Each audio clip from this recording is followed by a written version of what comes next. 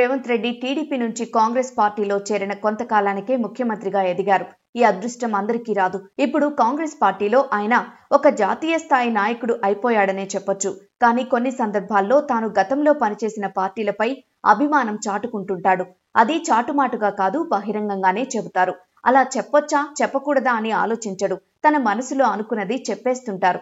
గతంలో ఒక సభలో తాను బీజేపీ స్కూల్లో, టీడీపీ కాలేజీలో చదువుకున్నానని, ఇప్పుడు కాంగ్రెస్ లో రాహుల్ గాంధీ దగ్గర ఉద్యోగం చేస్తున్నానని అన్నారు. ఇక నిన్న మహబూబ్ నగర్ జిల్లాలో ఒక సభలో మాట్లాడుతూ టీడీపీ మీద తన అభిమానాన్ని చాటుకున్నారు. అంటే నేరుగా టీడీపీని పనిగట్టుకుని పొగడలేదు. బీఆర్ఎస్ పై కోపంతో టీడీపీ ప్రస్తావన తెచ్చాడు. చాలా మంది చంద్రబాబును రేవంత్ రెడ్డికి రాజకీయ గురువుగా చెబుతుంటారు.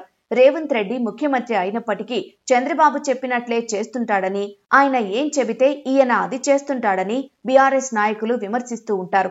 ఏపీలో చంద్రబాబు తలపెట్టిన బనకచెర్ల ప్రాజెక్టుకు రేవంత్ రెడ్డి సహకరిస్తున్నాడని, గోదావరి జలాల్ని అప్పనంగా ఆంధ్రాకు దారాదత్తం చేస్తున్నాడని దుయ్యబడుతూ ఉంటారు. తాజాగా రేవంత్ రెడ్డి చేసిన వ్యాఖ్యలు తెలంగాణ సెంటిమెంట్ ను మరింత ఎగదోసేందుకు ఉపయోగపడ్డాయి. తెలంగాణలో బీఆర్ఎస్ పార్టీ భవిష్యత్తులో మనుగడ సాగించలేదని, పూర్తిగా కనుమరుగవడం తథ్యమని రేవంత్ రెడ్డి అన్నారు. తెలుగుదేశం పార్టీ విషయంలో కేసీఆర్ అనుసరించిన వైఖరే బీఆర్ఎస్ పతనానికి కారణమవుతుందని కూడా అన్నారు.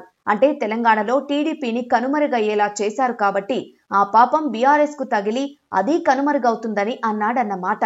ఆ విధంగా బీఆర్ఎస్ ను, కేసీఆర్ ను తిట్టే క్రమంలో టీడీపీ పట్ల అభిమానం, సానుభూతి చూపించారు. దీంతో రేవంత్ రెడ్డిపై విరుచుకుపడుతోంది బీఆర్ఎస్. కాంగ్రెస్ ముఖ్యమంత్రిగా ఉన్నా తన మనసు ఇంకా తెలుగుదేశంలోనే ఉన్నదని సీఎం రేవంత్ రెడ్డి మరోసారి నిరూపించుకున్నాడని, తెలుగుదేశం పార్టీ అద్భుతమైన పార్టీ అంటూ ప్రశంసల జల్లు కురిపించాడని బీఆర్ఎస్ ప్రచారం చేస్తోంది. ఆయన ఇంకా చంద్రబాబుపై మమకారాన్ని వదులుకోలేదని బీఆర్ఎస్ నేతలు మండిపడుతున్నారు.